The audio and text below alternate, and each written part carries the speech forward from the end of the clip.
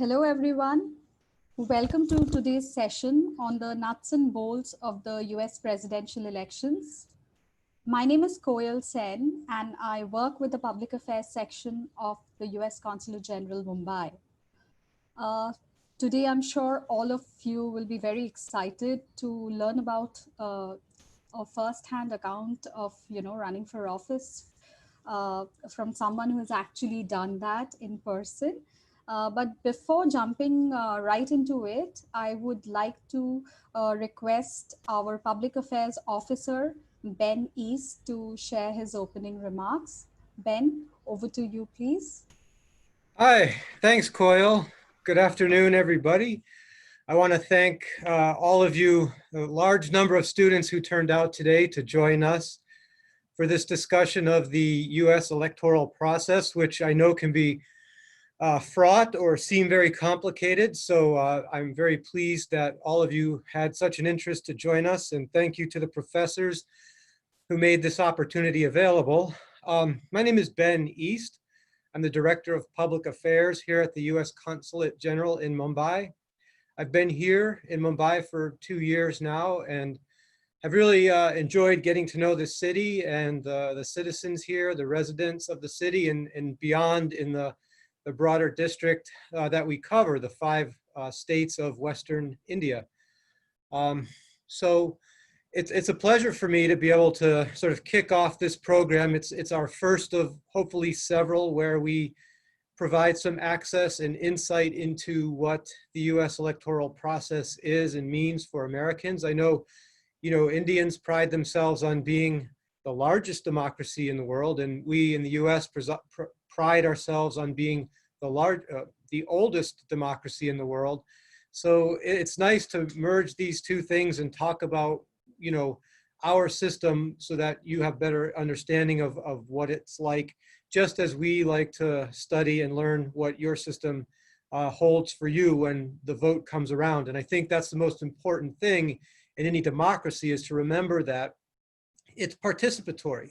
And it means, we need to be a part of it. We need to be informed citizens, be mindful of things like disinformation, and other aspects that can interfere with an election. So here's an opportunity for you to get a better sense for what happens globally and be strong, engaged global citizens. And I thank you for caring enough about it to join us today. We're really lucky to have with us as a resource person my colleague, fellow diplomat, Brad Meacham. He's been here in Mumbai for over a year now with his family.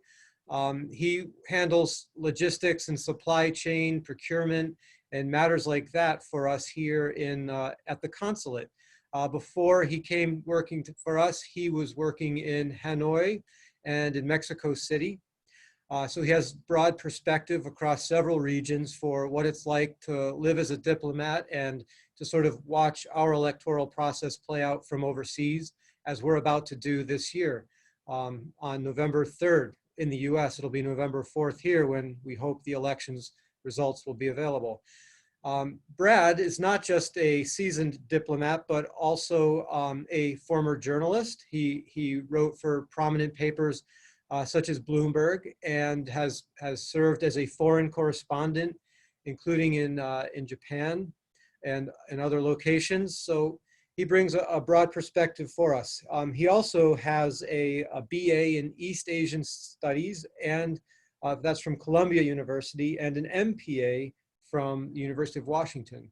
But more importantly than all of this, I think, is the fact that when Brad talks to you about the US electoral process, he's going to be bringing it to you from a very close understanding and a very personal perspective. Like I said, democracy everywhere is participatory. Well, Brad took that big leap for himself a decade ago and stepped into a local council race in Seattle.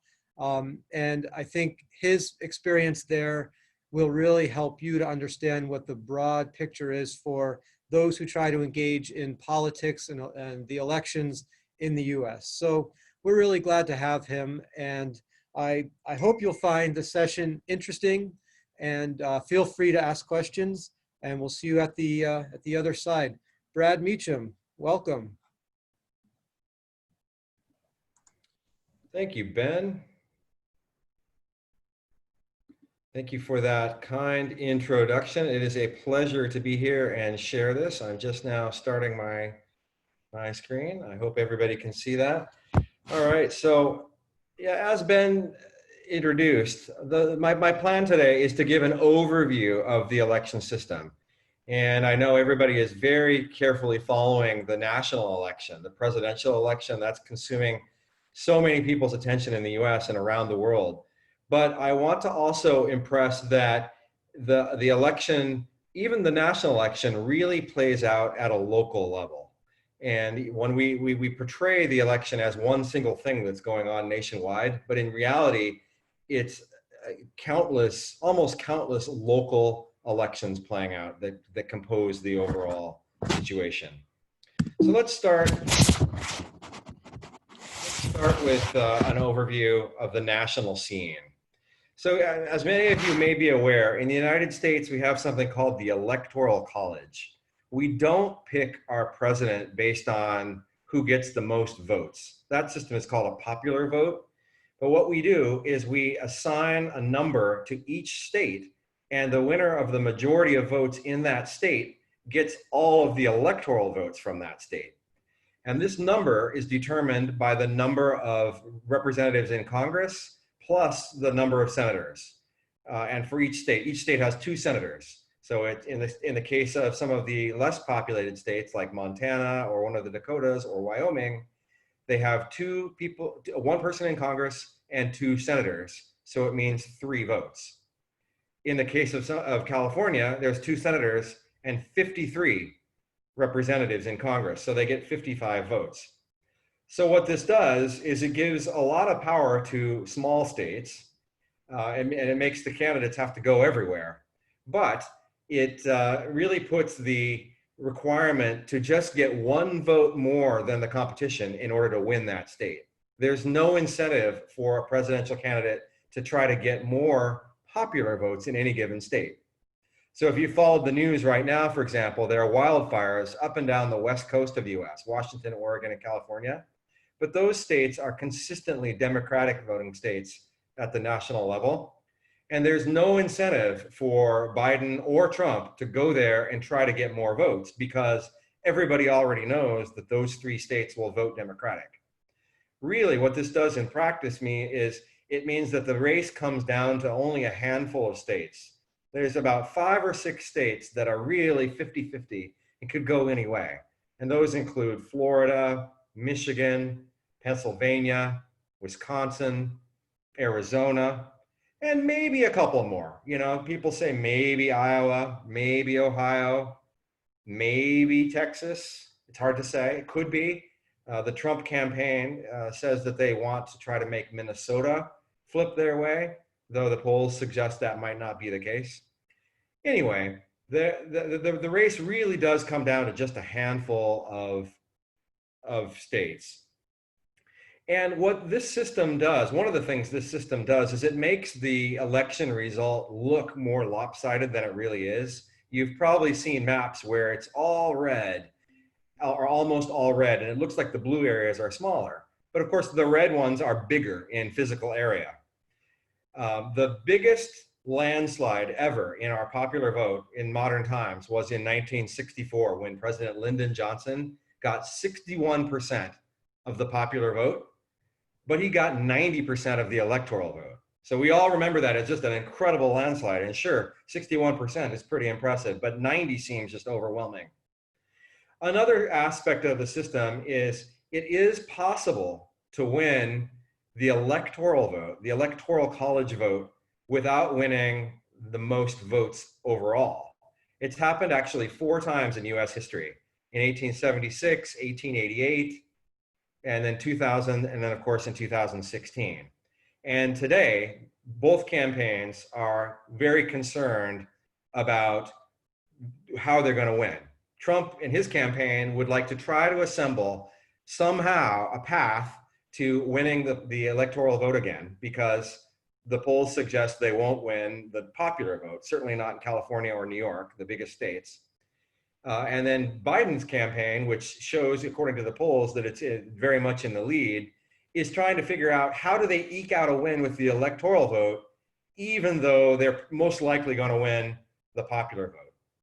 And what the estimates are that Biden probably has to win at least 6, 7, or 8% more popular vote to guarantee that he wins the electoral vote. You'll remember in 2016, Wisconsin, Michigan, and Pennsylvania narrowly voted for Trump, but across those 3 states, the majority for Trump, the plurality for Trump was only 70,000 votes across 3 states, while Hillary Clinton overall got more than 3 million votes more than Trump. So maybe the system's not fair, but that's the system and that's the structure. And the point of all this is it's very, very local. It means that the campaign must happen at each state level. So we're all focused on the national election, but there's much, much more at stake on November 3rd. First of all, 1/3 of the US Senate is up for election. The US senators have a 6-year term, and this year 35 of those 100 senators are up for election. And then all 435 members of the Congress are up for election this fall. Those offices are 2 years, so they're up every even year. And the Senate race is very, very important. Right now, the Republicans control the Senate. They have a 53-47 majority. Actually, it's 53-45. There are 45 Democrats, and then there are 2 independents who actually vote with Democrats almost all the time. So functionally, it's 53-47. And there's all kinds of analysis about how can Democrats get to a point where they can make that majority. They would need to win 3 votes, 3 seats, 3 senatorial seats in order to make it 50-50. But in that case, if there's a tie, then the vice president casts the tiebreaker vote. So if Trump wins re-election, then Vice President Pence would cast the deciding vote and it would still be a Republican majority. So in practice, Democrats have to win 4 or 5 Senate seats in order to be sure they would have the majority. So also in 2020, there are 86 of the 99 legislative chambers in the United States up for election. There are 11 governorships up for election, and then there are mayors in major cities like Honolulu, San Diego, Baltimore, many, many others. And then the legislative seats, there are maybe about 7,400 legislative seats across the United States. 5,900 of those are up for election. So these are all just national and statewide and some mayoral elections. What I didn't mention is the literally thousands and thousands of local offices that are also up for elections. City councils, districts, statewide issues, things like that. Another interesting point about our national system in the US is that every state and county does things slightly different. Of course, there are rules nationwide that guide how the system works, but every state and every county determines the exact dates for filing for election. They dictate their own rules for registering to run for office and to vote. They regulate the process for voting, how to count the vote, et cetera, et cetera. So it makes the system extremely local. So what I'm going to do in my presentation for the next few minutes is talk about my experience running for a local office, because it really does inform how the whole national system comes together. And the place I ran is my hometown, Seattle. You can see the blue dot there in the upper northwest corner of the United States, basically on the exact opposite side of the globe from where we are today. So this city used to be known, when I was growing up, it was known as a place where they built airplanes, where there was a lot of commercial fishing, and where lumber was manufactured. But of course, the area grew and grew, and the economy developed, and now it's home to lots of very large companies, several, I think there's 6 Fortune 500 companies now in the area. Microsoft, of course, Amazon, Starbucks, and many others. And as these companies have grown, they have attracted a lot more people to the area. And let me also add that one of the interesting things about our system, going back one bit here, is you can see that people are tending to sort more with people that have similar ideology. So a lot of the people who come to Seattle over the last 20 or 30 years with these companies tend, not exclusively, but they tend to vote more Democratic. They tend to be more socially liberal. Whereas some of the other states that are more rural, more country-like states, the population may be declining, and they tend to vote more and more Republican. So we're finding that there's more extreme as people sort into geographic areas according to people who have similar ideas. And that's definitely exacerbated some of the inequality between the states. So here's Seattle. There's a picture there, that strip of land in the middle. It's got salt water on the west side and fresh water on the east side there, and bridges connecting it to its suburbs. It's about 215 square kilometers, roughly a third the size of Mumbai city. And this year, now it currently has about 785,000 residents. That's about 25% more than it had in 2011 when I ran for office. The city is, like I say, about 785,000 people, but the metro area is about 5 million. So you can compare that to Mumbai, just to give yourselves an idea. The city of Mumbai is what, 12 million? But the metro area is maybe 20. And of course, Mumbai is about 10 times more dense than Seattle is. So among the issues, you can imagine how the geography would dictate some of the issues that became an issue, became urgent in a local election. First of all, is how do you get people to and from, right? Transit is absolutely critical. As you can see, if you add more and more people and everybody wants to pile into the center because that's where jobs are, but there's not enough housing, it makes transportation more and more critical.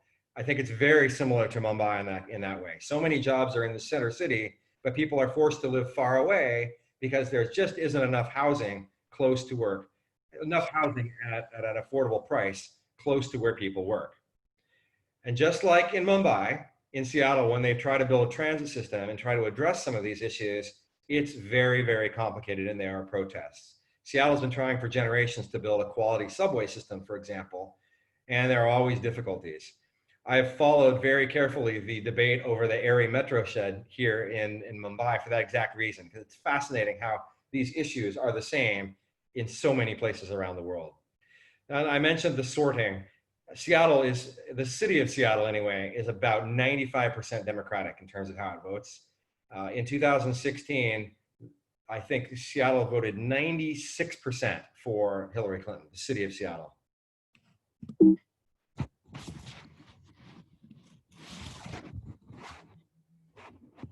So in Seattle, anyone can choose to run for office. And this is the case anywhere in the United States. If you would like to do it and you'd like to get involved, you can run for something. And there are small offices and obviously all the way up to the largest office. All you have to do is see an opportunity and then follow the rules to do so. In 2010, I saw an opportunity because I was very interested in public affairs. I had been very active in local government issues, running community groups and public affairs organizations while I was working in private companies. And I saw an opportunity in the 2011 cycle of elections. Seattle has a mayor that's elected, and then it has a city council of 9 candidates, of nine positions, and all 9 were elected at large, which means that they're elected by every person across the city. And at the time, the city was about 625,000 people. So that meant in order to run successfully and win, you had to work across that entire area of 625,000 people. It was roughly the same as running for a congressional seat, because those seats, they have roughly 650,000 people per district. The top issues that I saw that year were, of course, addressing traffic, addressing growth and the economy, and then sustainability and climate change. That was very much a top issue in Seattle at the time. Now, I was also very aware of the good reasons that I wanted to run, the things that excited me about it. You know, I had this vision for the city. I thought I could do a great job, and I had grown up there, so I wanted to make the city a more urban, dynamic, fair, and equitable, sustainable place. But there's also a fair amount of ego. Every person, almost everyone who runs for office has a pretty big ego. You have to, just by definition, you have to think that you can do a better job than the person that's there now. And of course, there were reasons not to run, especially now when I look back. At the time, I had just bought a house, I was recently married, I had a little baby. I wasn't rich. So in retrospect, there are a lot of reasons not to run. But anyway, I did it anyway. So how do you do it? How do you run for office? So once you've signed up, paid whatever small registration fee there is, I think it's $50 or maybe it was $100, I forget exactly, to sign up to run. And I did so at the beginning of January 2011, knowing that the election was in November. And you plot that out. Like, how are you going to go from maybe the small collection of people who know you to getting a majority in a citywide election? When I started out, I probably knew, I don't know, maybe 1,000 people. Oh, just a moment. It looks like I've got a question. So there's a question here that says, why do presidential candidates select a former adversary as their running mate? Well, that's a good one.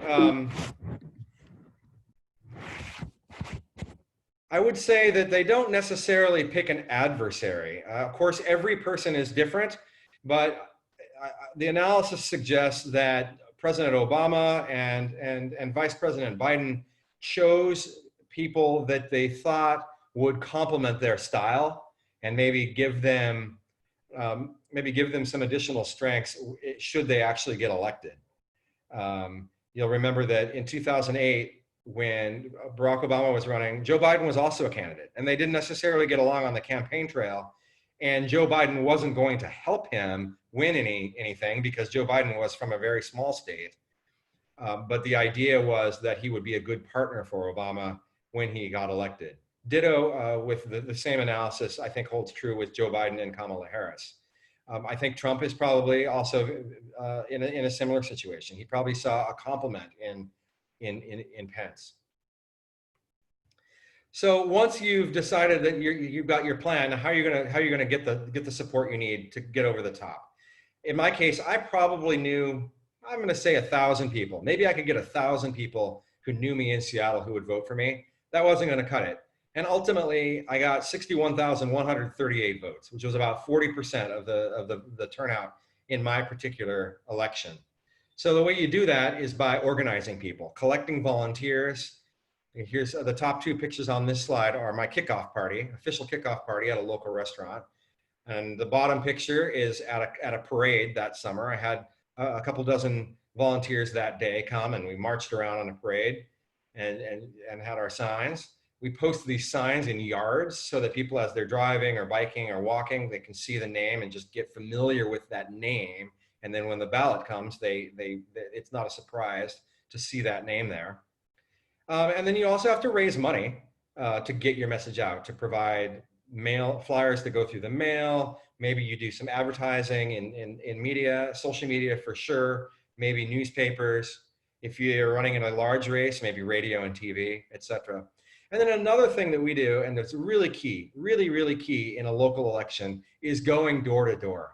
The picture on the lower right is me in the fall of 2011 with my son on my back, and I knocked on about 10,000 doors that year. So I got to visit every single corner of Seattle and personally went to 10,000 houses to make my case. And you just literally walk up and say, "Hi, I'm Brad Meacham. I'm running for city council, and here's why. I'd like you to support me, and this is what I would do." And then maybe they say yes or no, and you have a little debate, and you have to. There's very much a skill in how do you keep that conversation going just enough to determine if there's support or not, and then move on. So you can get a lot of places in one single day. So this is very different, I think, now in 2020 with COVID-19.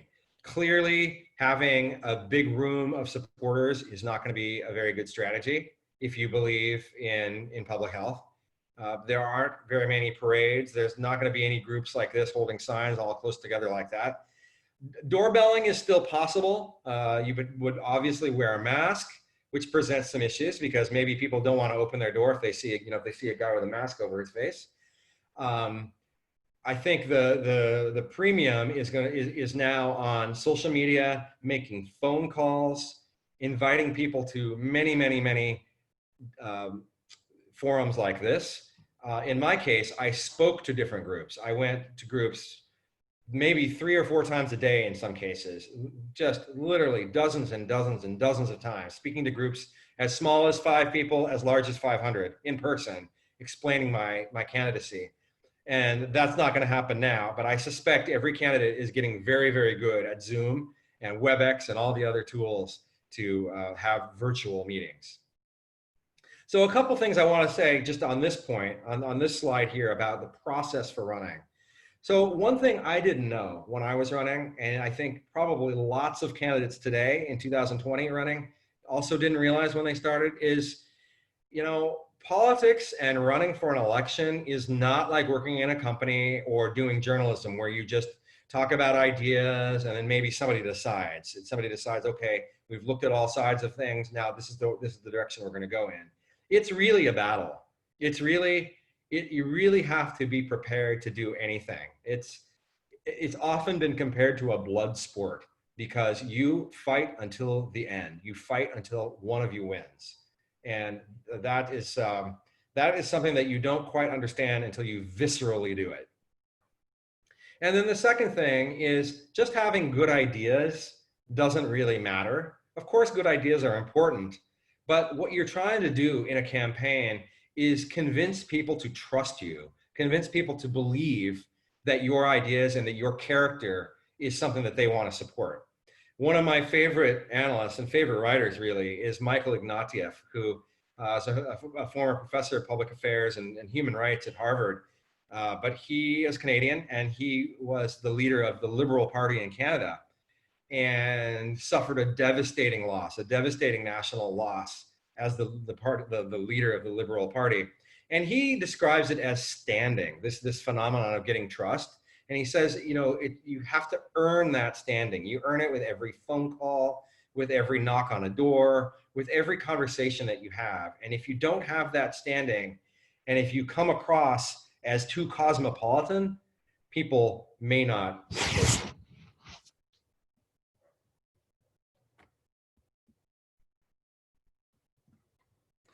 So next, I'm going to run through quickly 3 issues that were important, and I think also inform a lot of what's going on today.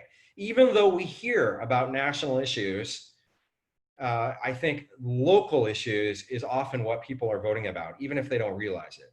So first of all, in Seattle, to me, it was about urbanization. I've got some pictures here on the left of some neighborhoods in Seattle. It's a beautiful place. But one thing you'll notice is there are a lot of single family homes. And the chart on the right there's a map of the city, and it shows that about 75% of the land that is available for housing is actually just for single family homes. So that's great. If you happen to own one of those homes, it can be very comfortable and very, very peaceful and very pretty. But it means that it's very hard to develop new housing, and it's very expensive for newcomers to find a place. A big part of my campaign was to try to build more community and find a way to build it so that you could have more housing in compact areas, in an area in such a way that people could walk to work, walk to all the services and the stores and the schools and the things that they need, or maybe walk to transit nearby and get where they needed to go, and not have to have a car to get around the city. The mayor of Paris is pretty famous now for this idea of the 15-minute city. In other words, developing a city where you can get everything you need within a 15-minute walk of where you live. I think this is probably similar in Mumbai. And in national races, people think about national issues, but the way people live and the structure of their city is naturally going to affect how they vote and how much they trust the people who are running for their vote. The second big issue in my election was around this tunnel, this tunnel project along the waterfront. You can see here in a picture, the big picture, that there is a freeway, an elevated freeway that separated the downtown from the central waterfront. And it was built as the top two pictures show, decades ago when the city was smaller and industrial and the waterfront was a dangerous place. There's a lot of industry and it wasn't a place that people wanted to go. So they built this road to kind of bypass the area. And then of course, as time goes on, people realize that they would like to actually have more access to the water.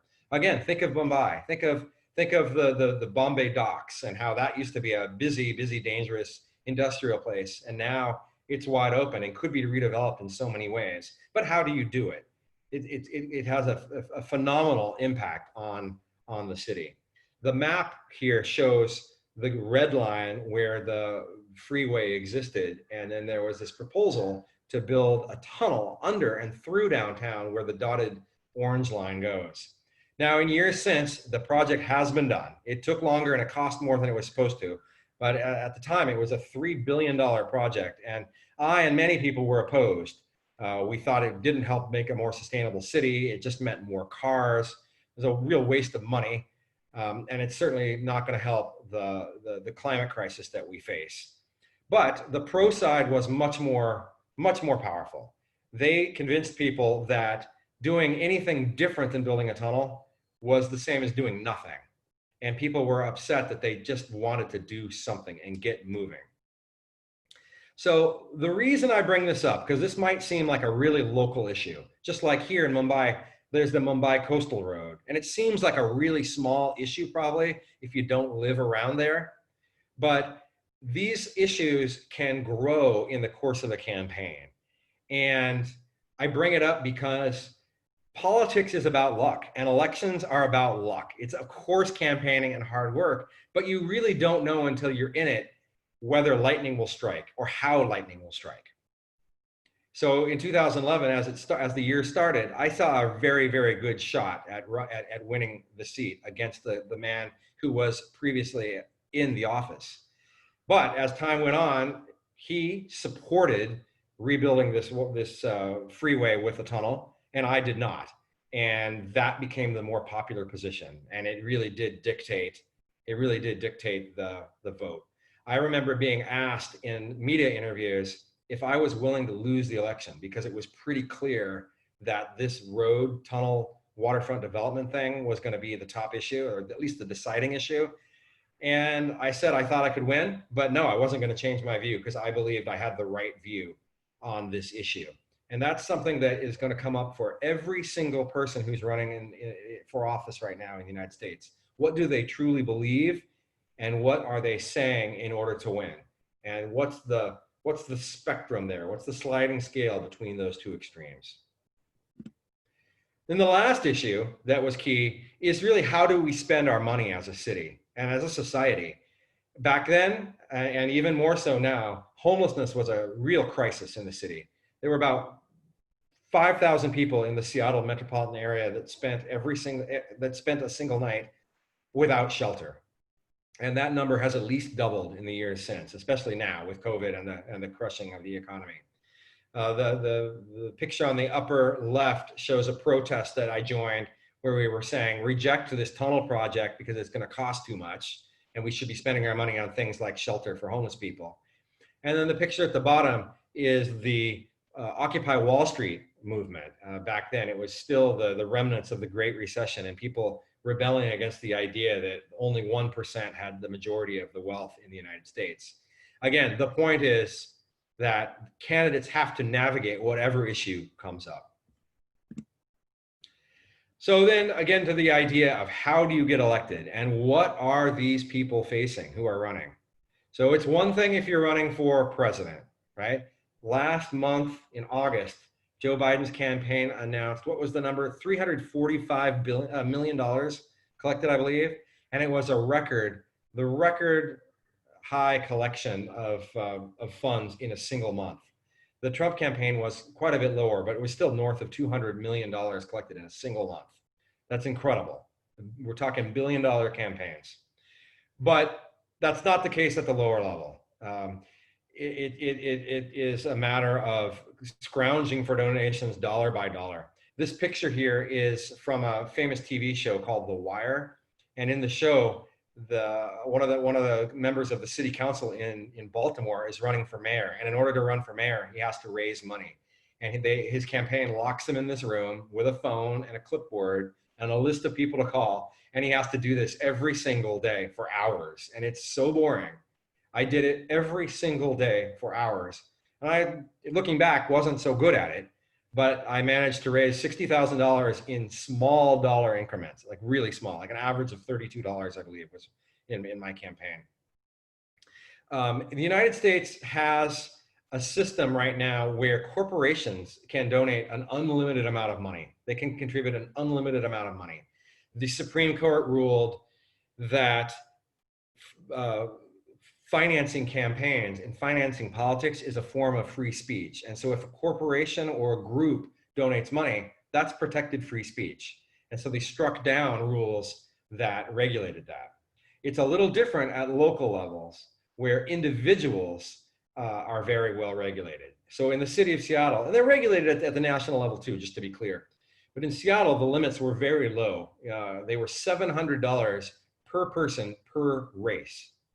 So even if I knew Bill Gates, and even if Bill Gates was my best friend, he could only give me $700.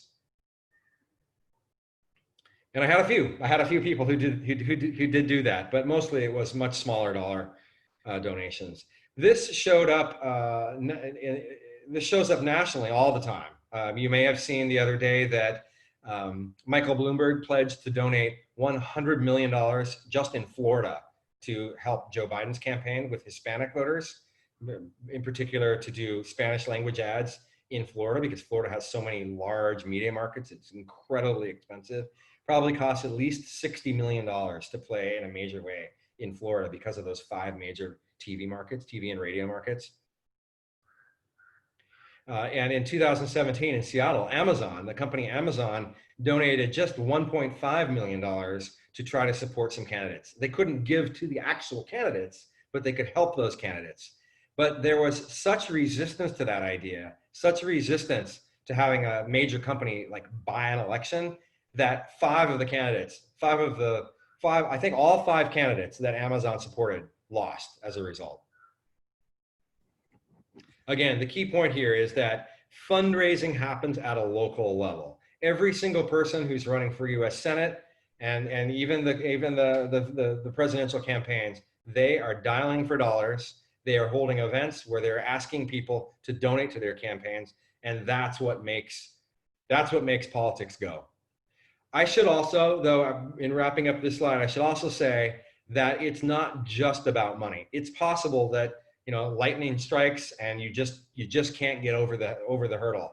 It's entirely possible that even if I had 3 times the money in 2011 with that issue of the freeway removal and the tunnel, I still might not have been able to get over the edge. There was an incumbent U.S. senator back in 2018 who, in the last couple of weeks of the race, still had $12.5 million to spend in the last week and a half on ads, and she ended up losing. So even having money is not necessarily enough. One more difference, I should say, between now and back in 2011 is the lack of media coverage. We have obviously a national media that covers national trends, but it's very hard because of the economics of the news business. It's very hard to get coverage at the local level. So even when I ran, there were very few reporters who would cover my race. I think I had 2 stories in the main Seattle newspaper during the entirety of my race.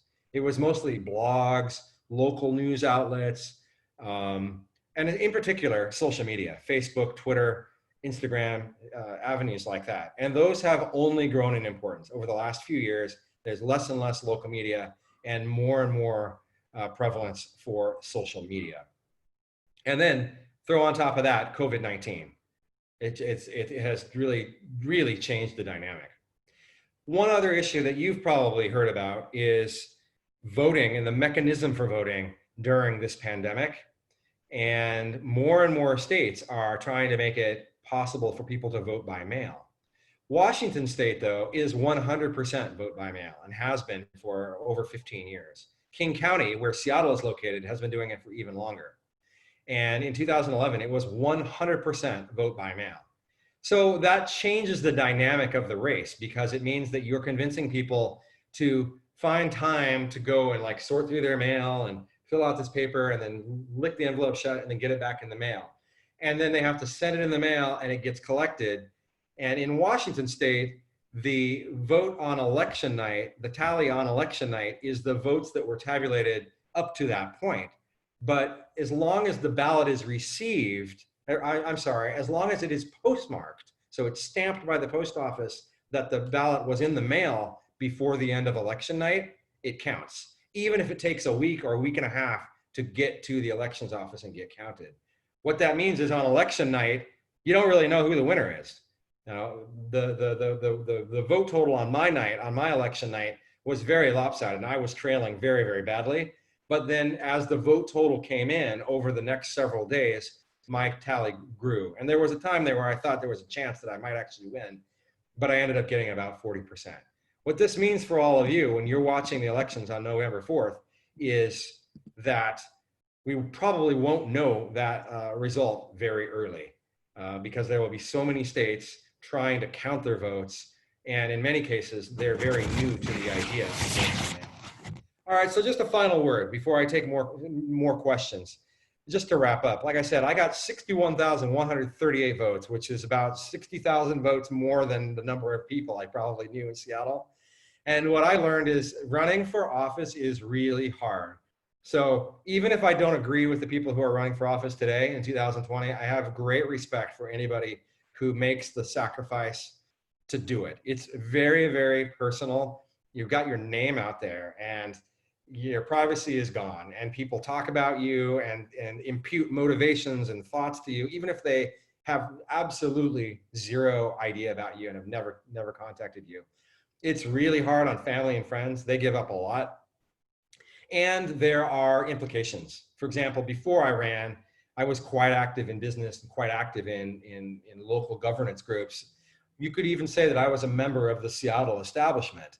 But by the end, I was not, because of my positions. My positions ended up to be more left of center than the Seattle establishment. And certainly my position on that tunnel project, that freeway project, made me very much sideways with the establishment in Seattle. On the other hand, there are positives. And if anybody is ever thinking about running, I would highlight these positive issues. First of all, you get to know issues better than any other way. Studying is one thing, but actually running to propose ideas and a proposal for action is second to none, because you have to explain yourself over and over and over to people. You have to be crystal clear. You help move the conversation forward. Even if you don't win, you help promote the ideas. And you meet fantastic people. Even now, 10 years later, I still hear from people who volunteered on my campaign that I met during my campaign, and we're still in touch. And it is so much fun. I hope from this presentation, you can see that I'm passionate about this, and I really think this process is fascinating, and I just, I have great enthusiasm and great respect for anyone who's doing it. So in sum, please remember that while we're paying attention to the election in the United States at the national level and the presidential level, because that's what gets so much of the headlines, it really does come down to a local process, and that's where the action is. Thank you very much.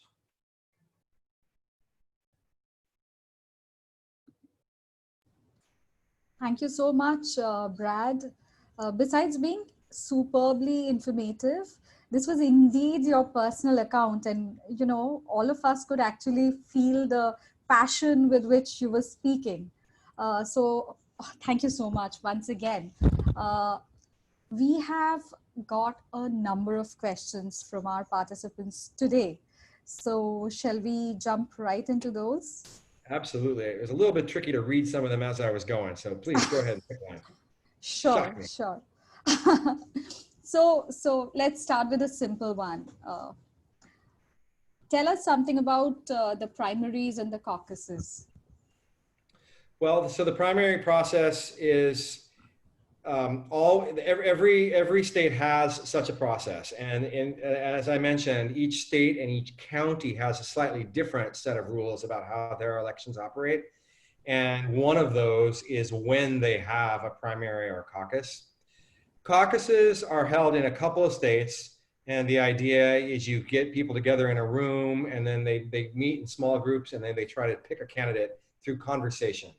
But it requires that the participant actually show up at a room, out of his physical place, to convince their neighbors to agree. And then as a group, they have to come up with their top candidate. In a primary, you just vote, and it's a simple election. In my race also, we had a primary election.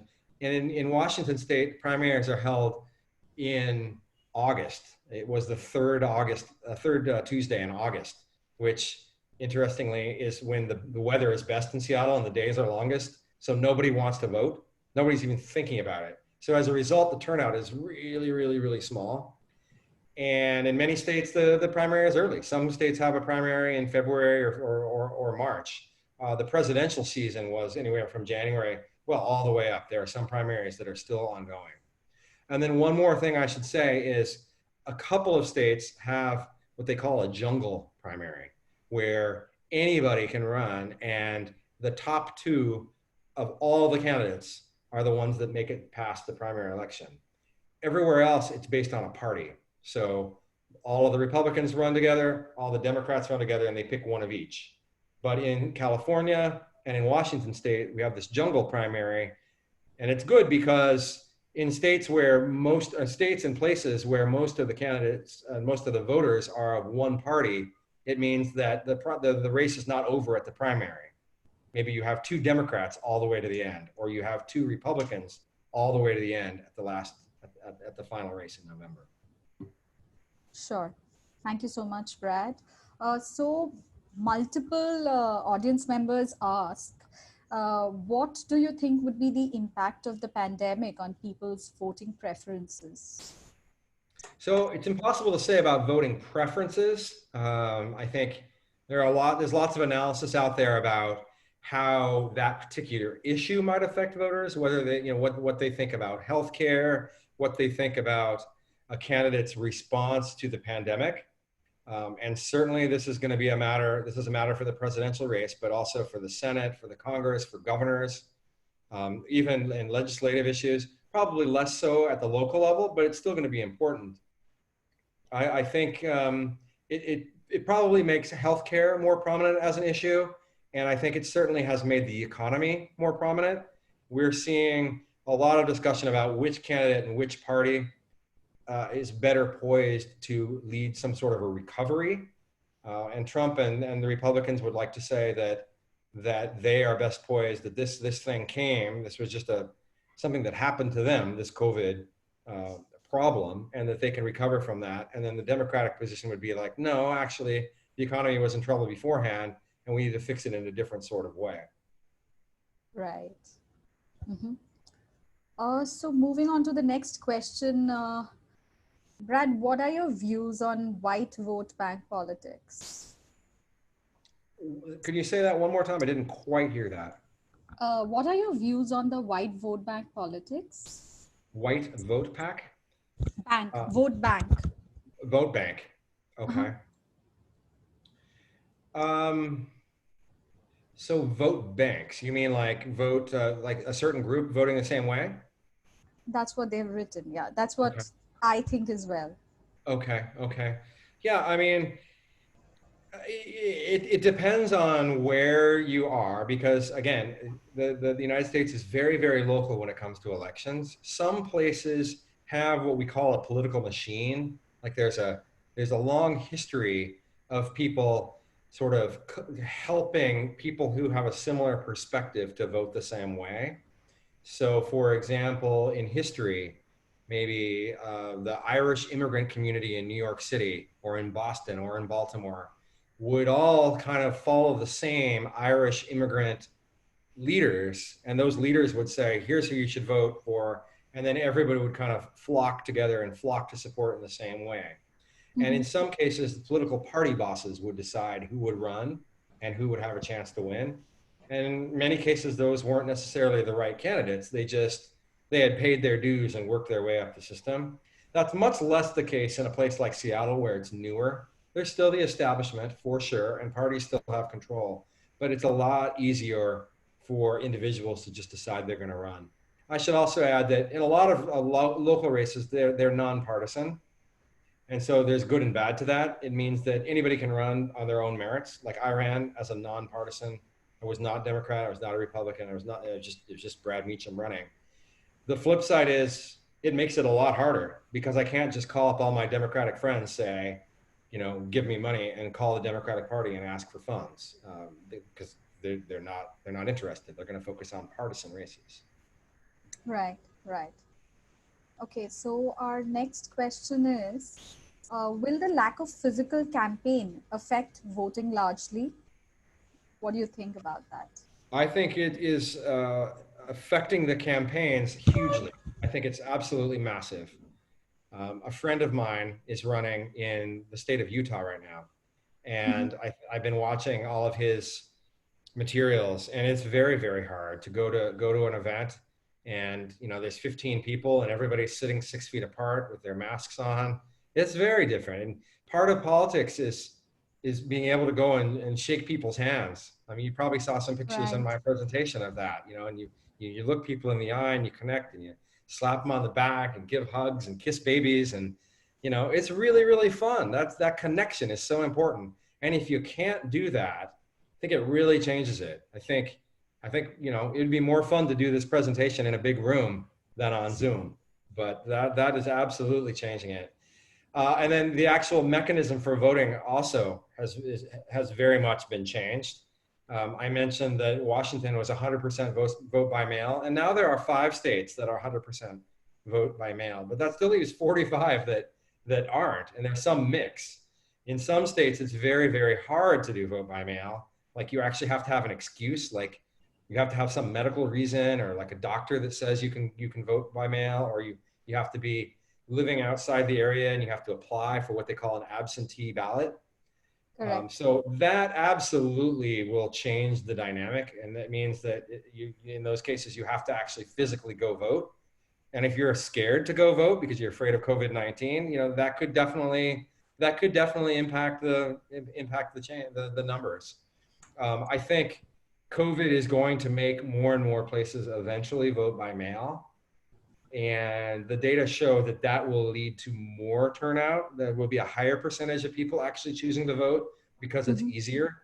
And if you just, something happens, you're busy or you forget to vote on the election day, you'll have far fewer excuses if you can vote by mail. Sure, sure. Thank you so much, Brad. So moving on to our next question. What do you think is the impact of the US elections on the world at large, and specifically India? Wow, that's a complicated question. The impact of the elections on the world at large.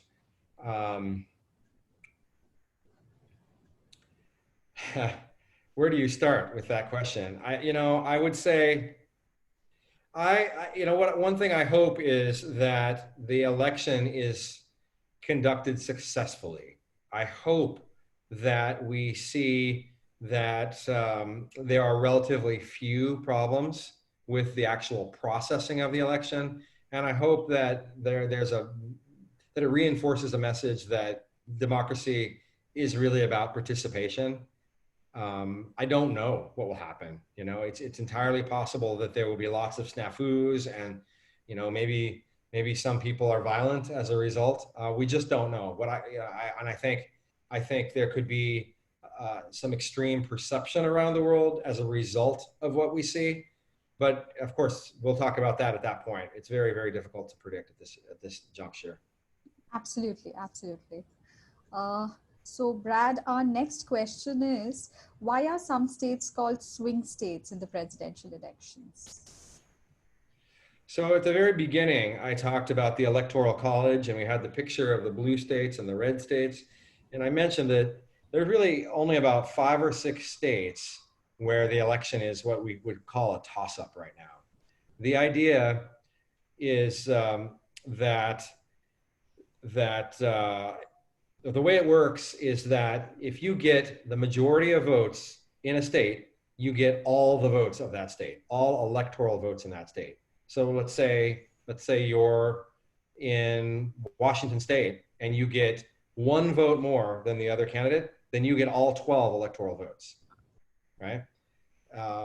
So this really matters because the total can be very different from state to state, very, very skewed from state to state. And it'll look like it was a landslide everywhere when it isn't really. In most states, people have sorted by their ideology. You know, human beings, we generally like to live with, you know, live around people that are like us. It's just a natural thing. So that's why the majority of voters in Washington, Oregon, California, New York, Illinois, Massachusetts, states like that tend to be Democratic, and they're considered what we say safe seats for Democrats. On the flip side, there are safe Republican seats, like let's say Wyoming is a safe state where it will overwhelmingly vote for Republicans. Utah is a safe state overwhelmingly for Republicans, and there are many, many others. North Carolina generally is seen as a safe state. But the swing states are where it could go either way. It's very, very close, and it kind of depends on a lot of factors. And again, politics and elections really, really do depend on the local level. One thing that we saw in 2016, when it was Hillary Clinton versus Donald Trump, nationwide, Donald Trump got 46% of the vote, right? And Hillary Clinton got 3 million more votes nationwide than Trump did, but he won more of the electoral vote. And part of the way he did that was by narrow wins in more states, whereas Hillary Clinton had overwhelming wins in New York, overwhelming win in California, and got millions more as a result. You know, it doesn't matter. As long as if she had gotten one more vote in California, she would have won California, right? There's no incentive to get more. And there were also, in 2016, there were a lot of what we call third-party candidates. So not the Democrat, not the Republican. There was a Green Party candidate in most states. There was a Libertarian candidate in most states. And I think there was a perception among voters and in the media that maybe I don't like Hillary Clinton, I don't like Donald Trump, so you know what? I'm going to just vote for the third party as a protest. So I'm going to vote for Libertarian, I'm going to vote Green. And, you know, that made a big difference. In Wisconsin, for example, just to give you one state, Donald Trump did not win the majority of votes. He won by, I believe it was 12,000 votes in Wisconsin. And the Green Party in Wisconsin, the Green Party candidate for president, won 30,000 votes in Wisconsin. Wow. So that took away from that plurality. This year is different because in many states there is not going to be a third party. So for example, in Wisconsin, there will be no Green Party. They just announced there's no Green Party running. But again, this is why I say, if you want to understand the presidential election in the United States, you really have to focus at the local level. Sure, sure. Thank you so much, Brad. So moving on to the next question, Freya asks, could choosing the right or wrong running mate be the biggest decision for Democrats? Well, that decision's been made, so you know, we won't know until we see. I believe that the majority of the analysis, I think the smart analysis these days is that the running mate doesn't really help or hurt in terms of getting votes from any particular places. They used to say that maybe if you picked a running mate from a different part of the country, that would help you pick up votes from that part of the country. But the data don't show that anymore. Now it's really, I think, I'm persuaded by the idea that it's about having a governing partnership or a campaigning partnership. There are extreme examples of that not being the case. Back in 2008, Obama picked Biden, who had been a rival for the presidential election. But, you know, Obama was young and had only been in the Senate, in the US Senate for a couple of years. And he picked Joe Biden, who'd been in the Senate for 30 some years, to be his running mate. And all the accounts that I've heard and read are that they just clicked personally. And Obama thought that Biden would be a good sort of, not co-pilot, but partner in the presidency. And that seems to be the case now. Back in 2008, John McCain was the nominee for the Republican Party, and he picked somebody named Sarah Palin, who had been the governor of Alaska. And I don't believe they had actually met before he picked her. Wow. And the idea then was McCain was an older man who was very experienced and had been in the US Senate for decades. She was different. She was, obviously a woman, younger, from a totally different place, had a different personality, different approach, kind of a star from the right-wing media. And I think the idea was that he wanted to shake it up and inject a new approach in the campaign. And maybe there wasn't that much analysis about how they would be governing because she had zero experience on the national stage. In retrospect, that didn't work out. And I think that was seen as actually one of the bigger mistakes that particular campaign made. But at the time, it was a compelling idea. Sure, sure. Thanks so much, Brad. So going to our next question. This is a funny one. Why are the general elections held on the Tuesday after the first Monday in November?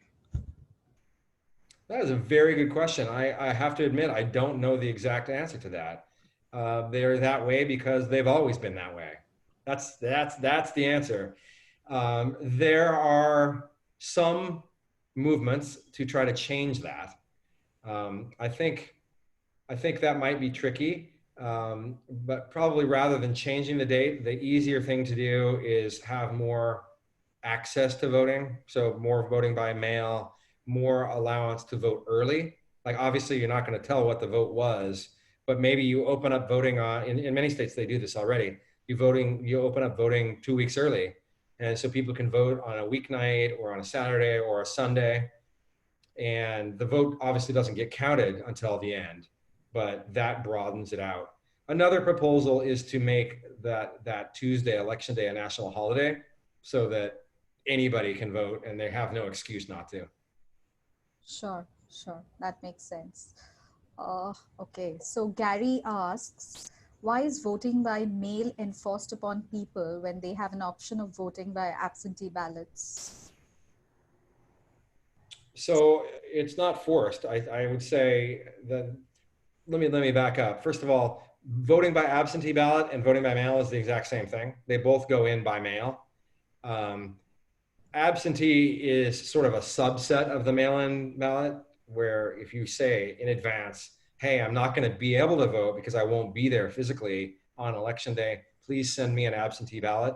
That's when you get that in the mail. So prior to, I think it was 1991 in Washington State when they started doing mail-in ballots in King County. Prior to that, the only way to get a mail-in ballot or something that you could deliver at a different time for counting was if you were going to be absent, and then it was called an absentee. But like many things, there's a lot of confusion around this right now. For example, President Trump has said that he believes in absentee voting. And in fact, he votes absentee. And he recently changed his voting registration, his official home, from New York City to Florida. And he has voted many times absentee. But he has said that he doesn't believe in mail-in voting, and mail-in voting is fraudulent. But in this day and age, they're the exact same thing. Sure. Thanks so much, Brad. So our next question, Udit asks, what impact could the Israel-Yuahi Bahari agreement possibly have on the elections? Well, my own view is it will probably have almost no impact on the election, but it's very hard to say. I think with so many other issues going on, I don't really see how that will be dominant. Maybe there are some people who will be swayed one way or the other, but it's very hard to say how much people know about the issue and then how those people will be swayed. I'm sure you've all read various analysis about how significant the news is, given that those countries already had other kinds of ties quite significant to Israel. So how much of it is a substantive change and how much of it is a political statement from the government of Israel and those governments, those Arab governments, and of course the Trump administration. Having said that, it is absolutely fascinating what issues drive people. When I ran for office, I mean, it was a city race. Obviously, Seattle doesn't have a foreign policy. Of course, it the elected officials travel around and try to drum up business, and they have sister cities in a bunch of countries for cultural purposes and cultural exchange purposes. But the city council doesn't affect foreign policy in any way. That said, I remember going to a community group meeting, and it was at a Jewish cultural center in Seattle. And I made my speech, and I, ate lots of food and hugged lots of babies and talked to everybody. And I was having a conversation with somebody who was represented to me as a very, very powerful figure in the Jewish community in Seattle. And then I said to her, so, what's the top issue for you in this election for city council? And her answer was Palestine. And I was shocked. I was just absolutely shocked, because I said, well, I'm running for city council. We have no stance on Palestine. But it was a reminder. I'm sure I came up with some kind of a politician-like answer about how, well, we have to look at both sides, but I believe in democracy and whatever. And that probably wasn't the right answer for her. But the point is that it's a reminder that you really don't know what issue is going to be the one that actually drives people to vote at the end of the day. And I would argue that it's probably ultimately not so much an issue. It's not going to be one issue. For most people, it's going to be something about personality and perception. They think Brad Meacham is a trustworthy guy. He seemed like he was energetic and had good ideas. Yeah, let's give him a shot. Or they think Joe Biden is a friendly guy who seems kind of like me. He's from a working class family, therefore he probably understands my plight. Or they think Donald Trump is a successful businessman, and what we really need to fix America is a good businessman. So it's really that sense of standing, like I mentioned earlier, that sense of trust that the candidate has. Sure. Thanks so much, Brad. Maybe we'll have time for two more questions. We have Sure. so many questions coming in, and good questions. So what, according to you, will be the impact of the Black Lives Matter movement on the voting behavior? Again, very hard to say. Just like COVID, just like so many things, just like the economy, it's fascinating that we have so many big issues roiling the scene right now. My own personal view is that it is really changing the kind of race that people run and the issues that candidates are talking about. There's a lot more talk about inclusion and about examining some of the structural issues in American society. That's obviously not universal, but I think it's certainly made it an issue, and so candidates have to address it one way or the other. The other thing is, I think it will fire up a lot of folks maybe people who wouldn't have voted in the first place. Again, let me go back to the example of Wisconsin back in 2016, right? Hillary Clinton got fewer votes than Donald Trump in that election in that state, but the difference was very, very small. And the more than the difference was actually going to other parties. And one of the fascinating factors in 2016 is Hillary Clinton got fewer votes from black voters in Wisconsin than Barack Obama did in 2012. So what happened? More people than that plurality, than that difference, didn't bother to vote. And I would argue that in 2020, probably many of those voters will feel more fired up, more motivated to vote than they would had this not become an issue. Sure. Thank you so much, Brad. So I think we have kind of come to our last question for this evening today. So Okay. Varad asks, could you please elaborate on whether Biden coming into power will change the dynamics of Sino-US relations, or will it not have any effect at all? Well, again, we're wading into my own personal opinion on this. I think that you could make the case for it not changing too much, maybe more in tone than a dramatic right or left turn or a dramatic course correction. The fact of the matter is the relationship between China and the United States is probably each country is most important. And it's impossible to completely disentangle that relationship, even if you'd like to. Just looking at, economic ties, the supply chain ties are phenomenal. A lot of things are made in China and because there's such a complex supply chain there, it can't be replicated. There are lots of efforts to try to do that. India is certainly making efforts. Japan is trying to encourage its companies to diversify their supply chains. Vietnam, Bangladesh, Burma, many, many countries would like to take some of the supply chains away from China, but that takes a long time, and it's unclear how successful that will be. I personally don't think that the Democrats are any harder on China than the Republicans would be. Also, the Republican Party position on so many things has changed over the last few years. Republicans traditionally were the party that stood for more free trade, and the idea that kind of free and open markets would help drive democracy, whereas Democrats were a little bit more about trying to protect and use rules and guidelines to, say, protect the individual worker rather than putting the primacy on companies and trade itself. That's all changed over the last several years. So I would say don't expect a major change other than tone, at least right away, regardless of who is elected. Sure. Thank you so much. Well, thank you really so much. You were knowledgeable, and you could bring in that personal perspective into the answers. I admit that some of the questions were really difficult, and some of these questions wouldn't have a straight answer. It was not a black or a white. They fell in that gray area.